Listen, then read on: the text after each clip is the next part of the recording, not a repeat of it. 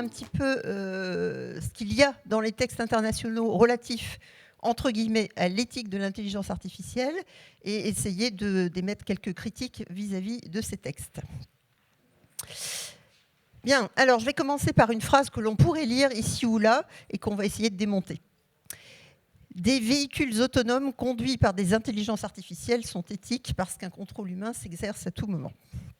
Donc on va critiquer véhicules autonomes, on a déjà commencé à le faire, les intelligences artificielles bien entendu, le fait que quelque chose soit éthique, et puis on va s'attarder un petit peu sur le contrôle humain.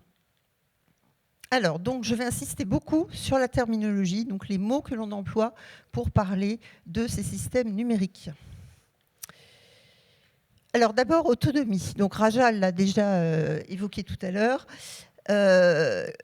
Donc un objet, un robot, on dit souvent qu'il s'agit d'un robot autonome. Alors le robot autonome, c'est quelque chose, c'est un vocable que les roboticiens utilisent parce que les roboticiens sont des professionnels et ils savent, en général, en principe, de quoi ils parlent. C'est-à-dire qu'à l'intérieur de ces objets, il y a des logiciels et donc des fonctions, en particulier des fonctions de perception et des fonctions de calcul de décision, calcul d'itinéraire par exemple, calcul de planification de mission, etc., qui sont automatisées.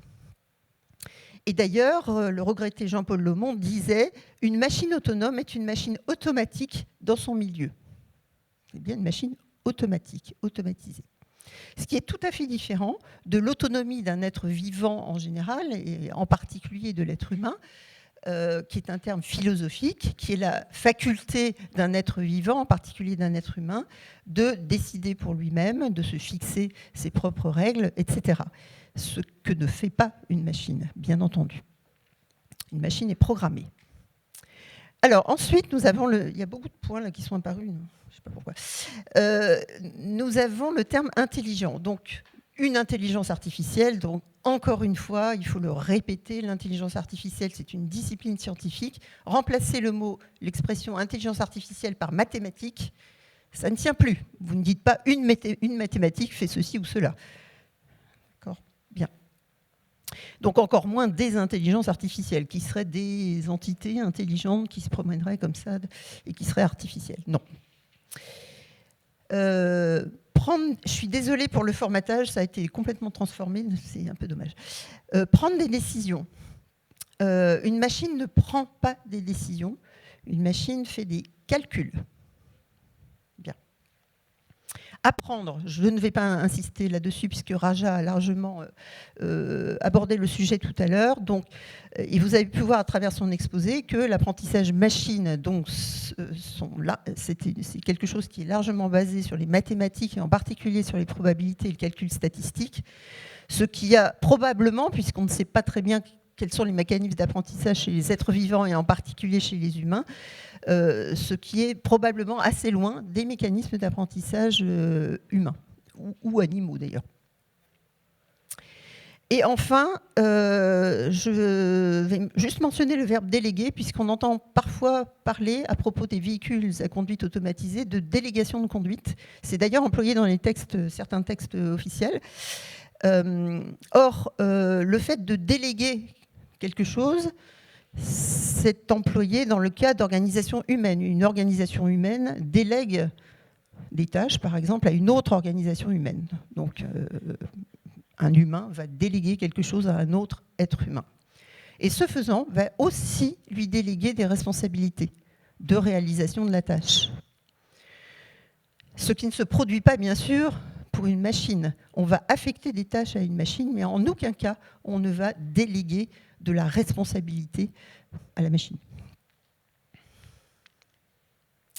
Bien, alors donc, comme l'a déjà évoqué Raja d'ailleurs tout à l'heure, il faut éviter à tout prix l'anthropomorphisme. Pourquoi ? Parce que ça va créer des fantasmes, des attentes, des craintes, des erreurs, etc., y compris dans certaines sphères internationales, ce qui est tout à fait dommageable. Donc il convient, et là je mentionne la première recommandation que nous avons émise dans notre avis du Comité national pilote du numérique. Nous étions avec Raja tous les deux rapporteurs de cet avis sur le véhicule dit autonome. Donc la première préconisation, c'est d'utiliser un vocabulaire adéquat lorsqu'on parle du numérique en général et de techniques d'intelligence artificielle en particulier, qui ne personnifie pas, en particulier qui ne personnifie pas ni les logiciels ni les robots, qui ne projette pas d'aspects moraux sur les machines, donc une machine ne décide pas, n'a pas de raisonnement moral, etc. Et enfin, qui ne place pas ce que fait l'humain, en particulier l'analyse humaine, sur le même plan que les calculs. Souvent, on a tendance à comparer ce que fait la machine et ce que fait l'être humain. Ce sont des choses qui ne sont pas comparables parce que les mécanismes sont fondamentalement différents. Donc voilà, à titre d'exemple, on a préconisé, y compris dans les textes légaux, que ne soit pas utilisé le vocable véhicule autonome, mais plutôt le vocable véhicule à conduite automatisée, ce qui est d'ailleurs entré dans les mœurs. Si vous allez sur le site du ministère de la Transition écologique, vous ne trouverez quasiment plus le vocable véhicule autonome. Bien, alors intelligence artificielle, je vais passer vite parce que Raja a décrit tout à l'heure ce que c'était que l'intelligence artificielle. Je vous encourage à aller sur le site de l'Association française pour l'intelligence artificielle pour retrouver tous les domaines de l'intelligence artificielle. Et puis, Raja l'a souligné, dans les textes internationaux, donc, la discipline intelligence artificielle est en général fort bien définie en préambule de ces textes, qu'il s'agit des textes européens, du texte de l'UNESCO, etc. Mais petit à petit, au fil du texte, on se rend compte que ces textes parlent quasiment exclusivement de systèmes fondés sur de l'apprentissage machine. Mais on ne le dit pas. On continue à utiliser intelligence artificielle et il faut comprendre qu'on parle de systèmes à base d'apprentissage machine. Donc un certain nombre de chercheurs, disons, qui ont certaines bouteilles dans le domaine, en particulier Luke Stills, encouragent à peut-être cesser de parler d'intelligence artificielle. Et plutôt de préciser de quoi on parle, finalement. C'est-à-dire, quel type de technique on utilise dans notre système. Par exemple, est-ce qu'on utilise de l'apprentissage machine? Et si oui, quel type d'apprentissage? Supervisé, non supervisé, etc. Donc, comment on fait notre logiciel ou notre robot? Pourquoi faire? Pour quelle fonction? Pour exécuter quelle fonction? Quelle tâche? Donc, le quoi?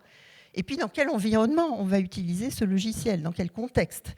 Et on lui demande de respecter quelles propriétés à ce système. Alors après, éthique. Alors là aussi, on lit pas mal de bêtises et on utilise ce mot à tort et à travers et a tendance à perdre complètement sa signification. Donc on lit des tas de choses bizarres, intelligence artificielle éthique, certificat européen de conformité éthique, etc., etc. Alors revenons aux définitions, toujours pareil, j'aime beaucoup la terminologie.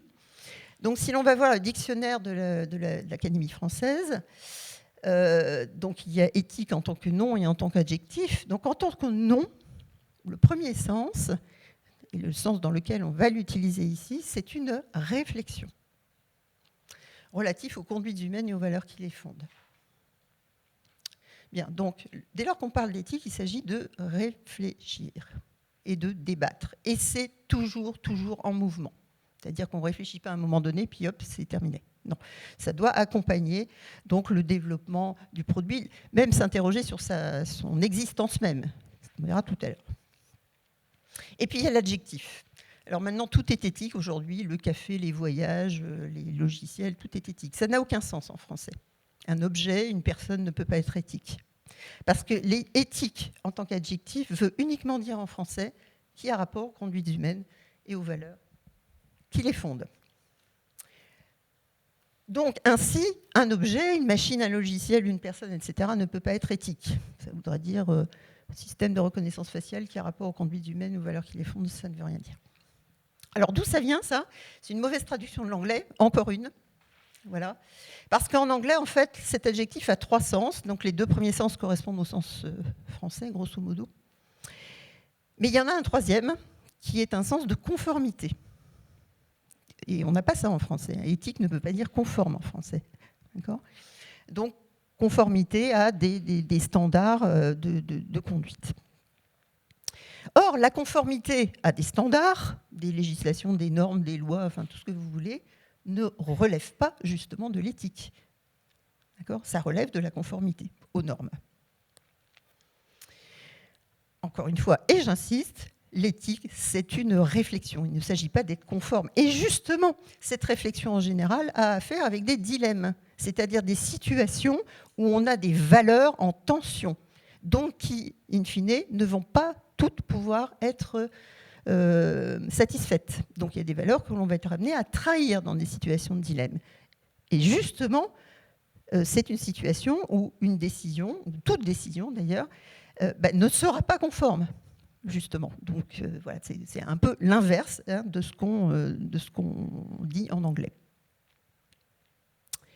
Bien, alors, dans les textes internationaux, donc je parle là des textes européens qu'a évoqué Raja tout à l'heure, du texte de l'UNESCO, donc j'ai eu la chance de faire partie du groupe d'experts qui a rédigé les premières versions du texte de l'UNESCO. Donc ces textes, il y en a beaucoup d'abord, il y en a environ une centaine, évoquent très peu que les principes qu'ils énoncent, les exigences qu'ils énoncent, ne peuvent pas être simultanément satisfaits. D'accord ? Et d'ailleurs, c'est un des fondements de la réflexion éthique. C'est pour ça qu'il faut une réflexion éthique. C'est-à-dire qu'il y a des tensions entre les principes énoncés. Alors, je vous en ai mis là quelques-uns, on ne va pas les détailler. On a parlé tout à l'heure de préservation de l'environnement avec les systèmes qui se basent sur des grandes masses de données.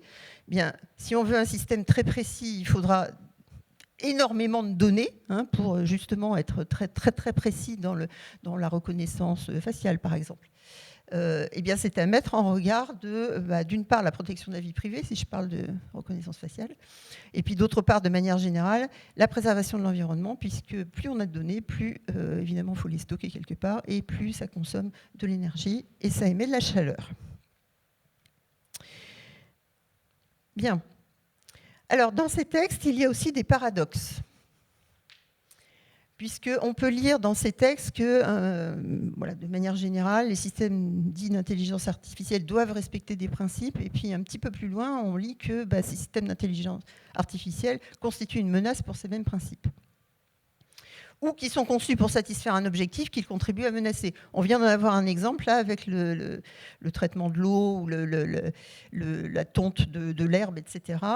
Donc le système d'IA conçu pour satisfaire un objectif d'économiser de l'eau, de verdir un peu plus, etc. Mais d'un autre côté, il contribue aussi à émettre plus de chaleur, etc. Donc à menacer ces mêmes systèmes.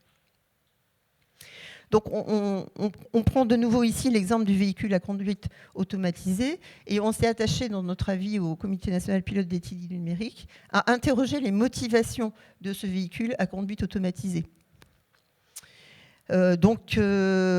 Parmi les motivations, on retrouve, outre la motivation de sécurité routière qui n'est absolument pas démontrée, soit dit en passant, réduire les inégalités, renforcer les capacités humaines, en particulier des personnes qui ne peuvent pas conduire, contribuer à lutter, encore une fois, contre le changement climatique. Et on se rend compte que cet objet technique mis dans la société va aussi, paradoxalement, c'est susceptible d'exacerber les inégalités. Par exemple, une grosse majorité des expérimentations relatives à ces véhicules sont faites en zone urbaine, en ville, d'accord ? Et très peu en zone rurale. Donc, voilà, si ça continue comme ça, on exacerbe encore plus l'inégalité entre les zones urbaines et les zones rurales en matière de transport. Voilà. Renforcer les capacités humaines des personnes qui ne peuvent pas conduire, très bien, mais peut-être que ces véhicules circuleront dans certaines zones seulement, à certains horaires seulement, seront pilotés par certains opérateurs, etc., qui imposeront leurs contraintes. Bien, alors, on va faire un petit zoom là sur le principe du contrôle humain. Donc le principe du contrôle humain des systèmes d'IA, pardon. C'est un objet de consensus, c'est un principe qui est consensuel dans tous les textes internationaux. Voilà, dans tous les textes internationaux. Donc, on va le retrouver dans la réglementation européenne dont a parlé Raja tout à l'heure. On le retrouve dans le texte de l'UNESCO. On le retrouve vraiment partout. Donc, les systèmes d'intelligence artificielle doivent être supervisés par un humain. Alors, c'est une notion qui est très, très paradoxale, ce contrôle humain. Parce que, posons-nous la question, pourquoi donc on automatise dans un système dit d'intelligence artificielle des capacités cognitives, donc liées à la connaissance. Alors il y a tout un tas de raisons qui peuvent être prises indépendamment les unes des autres, mais qui des fois sont conjuguées au sein d'un même système. Alors on automatise parce que peut-être le problème n'est pas appréhendable humainement, il y a beaucoup de calculs à faire, c'est un problème très combinatoire, un problème de planification par exemple, c'est un problème très combinatoire. Donc il vaut mieux construire un programme qui va calculer des plans plutôt que de les faire à la main. Le contexte applicatif est dangereux ou hostile. Par exemple, l'examen à l'intérieur de centrales nucléaires, le domaine militaire, le domaine spatial, etc. sont des domaines dangereux, hostiles. L'automatisation est plus économique. Ben oui, on préférera peut-être mettre en œuvre un drone plutôt qu'un avion piloté parce qu'on n'a pas à assurer dans cet aéronef la sécurité du pilote, voire des passagers. L'automatisation est plus performante, ça va plus vite, c'est moins coûteux, etc., etc. L'automatisation assure une permanence dans l'espace et dans le temps. L'humain, non. L'humain, il doit dormir, il ne peut pas aller très loin, etc. L'automatisation est plus sûre. Et entre autres, elle permet de pallier l'erreur humaine. Très bien. Donc vous voyez ici le paradoxe. Toutes ces raisons donc, qui amènent, et il y en a certainement d'autres, qui amènent à automatiser des fonctions dans un objet, un logiciel ou un robot.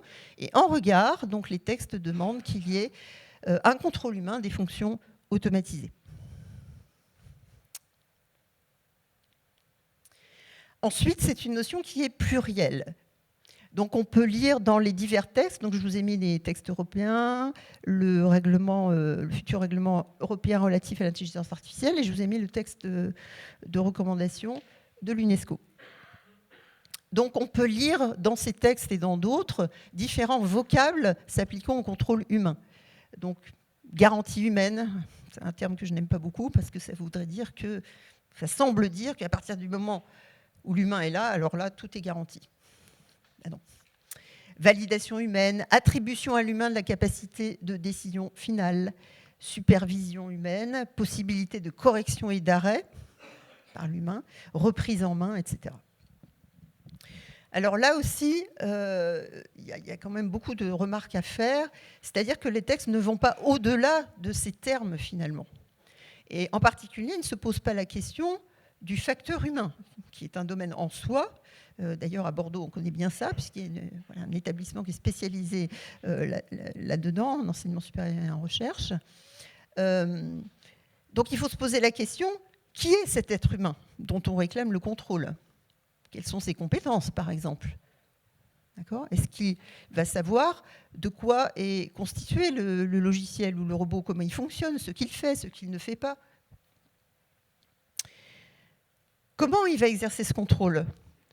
Dans quelles conditions va-t-il exercer ce contrôle ? Comment, en particulier dans le texte européen, il y a noté qu'il doit y avoir une supervision humaine à tout moment. Qu'est-ce que ça veut dire à tout moment ? Toutes les millisecondes, toutes les 5 minutes, toutes les demi-heures ? Ça veut dire quoi à tout moment ? Et comment on peut mettre en œuvre une telle supervision à tout moment ? Et puis surtout, comment l'humain est faillible, on le sait tous. Donc comment assurer que l'intervention humaine, dont on veut qu'elle soit la décision finale, ce qui est très très discutable, comment assurer que cette intervention humaine est pertinente ? Comment on va... Alors on peut, avec des systèmes d'apprentissage, c'est encore difficile, mais on peut à minima garantir un certain nombre de choses sur le logiciel, le vérifier, le valider, le certifier, etc. Mais l'humain, comment on va garantir que son intervention est la bonne ? L'humain peut se tromper, bien entendu. Voilà, donc on va conclure en résumant notre propos en disant que les textes internationaux à la lecture peuvent laisser penser que, je mets plein de guillemets parce que ça ne veut rien dire, une intelligence artificielle éthique est possible. Mais, donc je répète, cette expression n'a pas de sens, l'éthique ne se traduit absolument pas par des cases à cocher, des grilles, des conformités, des labels, des certificats, etc. Non, ça c'est de la conformité à des normes, à des règles. La deuxième chose, c'est que tous les critères énoncés, les principes, les exigences, etc., énoncés dans les textes ne peuvent pas être simultanément tous satisfaits. Ça se saurait, hein. En général, la vie est faite de compromis. Ben, oui, c'est vrai aussi pour les systèmes d'intelligence artificielle. Et en plus, ces critères, ben, ce sont des mots, on n'explique pas techniquement ce que ça veut dire dans les textes. Par exemple, la transparence, on dit que le système doit être transparent. Qu'est-ce que ça veut dire techniquement qu'un système transparent? Et pour qui il est transparent? Comment? Etc. D'accord ? Donc ces critères peuvent être interprétés de différentes façons. Donc encore une fois, je le répète, ça fait la troisième fois, mais je le dis, l'éthique est un processus continu de réflexion. Et c'est justement la tension entre valeurs, entre principes, entre exigences qui fonde cette réflexion éthique. Donc plutôt, bien, donc se poser des questions, hein, puisque l'éthique c'est une réflexion, il s'agit de se poser des questions. Et d'abord et avant tout, se poser la question de la raison d'être. Au nom de quoi on veut faire ce système et ce robot, avant même de le concevoir. On parlait tout à l'heure de couper l'herbe, il faudrait peut-être se poser la question, pourquoi donc on veut couper l'herbe? C'est quoi la raison? Pourquoi on veut couper l'herbe? Pourquoi on ne veut pas la laisser pousser? Bien. Questionner les besoins. D'abord, est-ce qu'il s'agit vraiment de besoins? Alors, je vous ai mis un exemple ici. Donc, c'est issu d'un projet européen qui a démarré fin de l'année dernière et qui propose de faire des micro-robots qui vont remplacer les abeilles qui nourrissent la reine dans une ruche. D'accord ? Et la raison invoquée, c'est parce qu'il y a moins d'abeilles. Bien. Voilà, on peut questionner ceci. Pas le fait qu'il y ait moins d'abeilles, c'est un fait. Mais est-ce que c'est le bon moyen de remédier? Voilà, ça peut se questionner. Et ensuite, donc là, on a fait un raisonnement qu'on appelle déontologique, c'est-à-dire qu'on interroge les principes sur lesquels se fonde le fait qu'on va imaginer de faire un système qui répond à tel ou tel besoin supposé ou réel. Et ensuite, bien, s'interroger sur les impacts, mais ensuite seulement. Après s'être interrogé sur la raison d'être. Donc raisonnement conséquentialiste, donc sur les conséquences.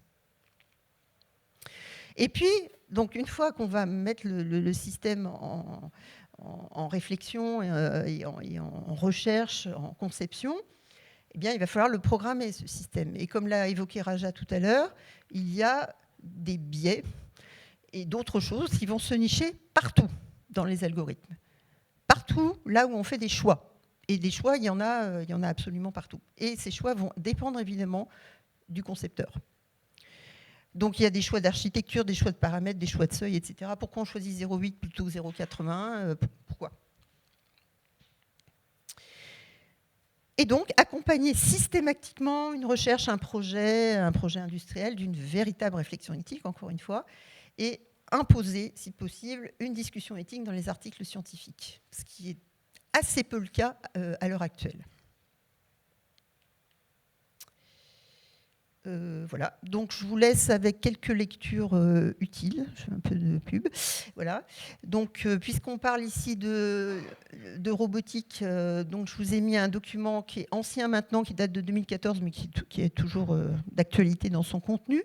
Donc que nous avions rédigé à la CERNA, Commission de réflexion sur l'éthique de la recherche en sciences et technologies du numérique de l'Alliance Alistène, pardon. Et puis 2 avis que nous avons publiés au Comité national pilote d'éthique du numérique. Donc un avis, donc je vous l'ai déjà évoqué, sur le véhicule autonome entre guillemets. Alors juste une petite remarque, on a conservé le vocable véhicule autonome parce que la saisine initiale du Premier ministre s'appelait comme ça. Donc on ne pouvait pas décemment changer le titre. Mais la première recommandation, c'est voilà, remplacer le vocable par véhicule à conduite automatisée. Voilà, que nous avons sorti en avril 2021, si je ne m'abuse. Et puis un avis donc, sur les agents conversationnels, ou chatbot en anglais, donc sorti fin 2021, où vous trouverez, entre autres, un excellent chapitre sur les deadbots, donc les agents conversationnels qui imitent la parole, voire le comportement des personnes décédées. Bien, et vous retrouverez donc toutes nos productions et nos réflexions dans l'ouvrage qui est sorti en février de cette année, donc pour une éthique du numérique, édité par le Comité national pilote d'éthique du numérique. Voilà. Je vous remercie. Alors, vous dites que l'éthique, c'est une réflexion continue. Oui. Quand est-ce qu'on en sort ? Jamais. Pour réaliser ? Ah non, mais l'éthique... C'est ça le problème. Le problème, c'est qu'il y a des problèmes. On utilise l'intelligence artificielle pour essayer de résoudre ces problèmes. Je suis d'accord avec vous qu'il y a de gros problèmes d'éthique et qu'il faut les résoudre. Enfin, essayer de les résoudre, en tout cas. Donc, pour vous, c'est une réflexion continue. Continue, qui doit accompagner... Donc, à un moment donné, il va bien falloir dire, voilà où on en est, on en sort et on commence à travailler. Mais bien sûr, l'éthique, elle doit accompagner le travail. C'est-à-dire, depuis... peut-être l'idée initiale, donc réflexion sur les besoins, sur au nom de quoi je vais envisager de faire ce système, et puis accompagner la conception, le choix dans les algorithmes, etc., voilà, les propriétés, et puis la mise en œuvre, voilà, l'impact sur les personnes, sur la société, etc., et puis la fin de vie, qu'est-ce que j'en fais après, voilà, comment je détruis, comment je m'en débarrasse, comment je recycle, voilà. C'est une réflexion vraiment qui accompagne tout au long du cycle de vie, avant même la conception d'ailleurs, l'objet ou le logiciel. Merci. Est-ce qu'il y a d'autres questions ? Allez-y, je vous en prie. Quelle est la différence entre l'éthique et la morale ? Bon, alors là, il nous faudrait un petit peu de temps. Alors, pour le faire court, donc l'éthique, c'est une réflexion donc, qui est basée effectivement sur des valeurs, sur la tension entre des valeurs. La morale, elle est prescriptive.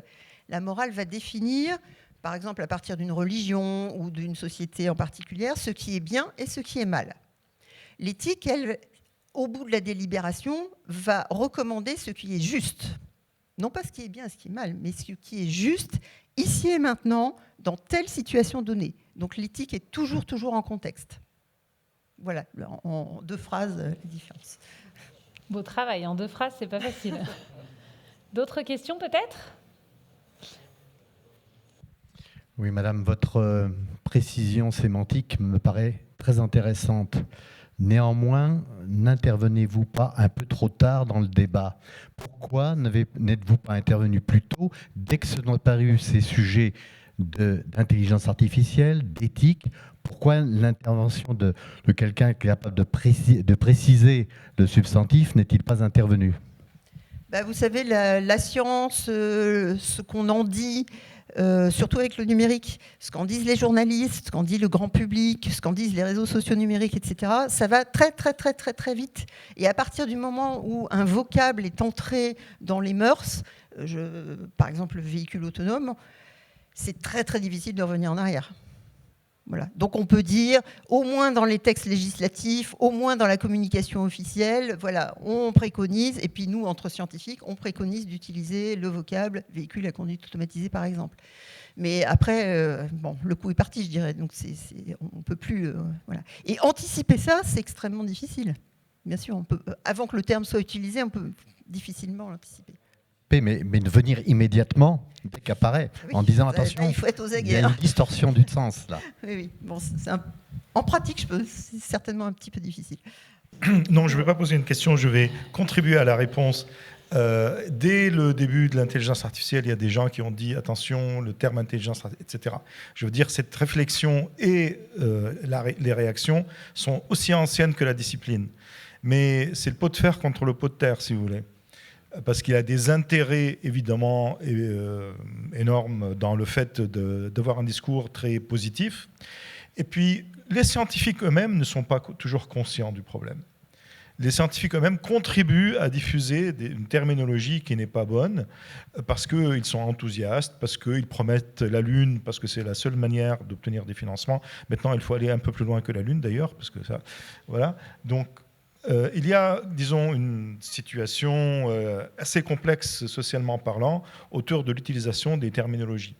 Je vais m'arrêter là, sinon c'est trop long, mais c'est pas si simple. Voilà. Oui, alors le problème de la traduction, d'ailleurs Umberto Eco l'a très bien dit dans ses ouvrages, le problème de la traduction est fondamental. Vous avez vu sur éthique le problème que ça pose. Voilà, c'est exactement. Alors en anglais, on le voit presque plus. C'est plutôt self-driving ou des choses comme ça. On voit assez peu maintenant autonomous vehicles. Est-ce que la réflexion éthique doit s'appliquer à toutes les solutions à base d'IA ? À tout même, indépendamment de l'IA. Oui. Voilà, il serait bon que, en particulier les scientifiques et les industriels, si possible, se posent des questions éthiques. Oui, ça serait bien. Et d'ailleurs, j'en discutais avec Raja au repas. Je suis aussi experte auprès de la Commission européenne pour l'examen éthique des projets européens. Et nous avons des projets qui ne mettent pas forcément en œuvre des systèmes d'IA, mais dans lesquels on sent que la réflexion éthique n'a pas été menée. Ça, c'est clair et net. Donc on devrait, dès tout petit, je dirais, dès l'école, etc., s'entraîner à cette délibération éthique. Et en particulier, c'est obligatoire maintenant pour les doctorants, il faudrait que ça se répande un peu plus dans la société.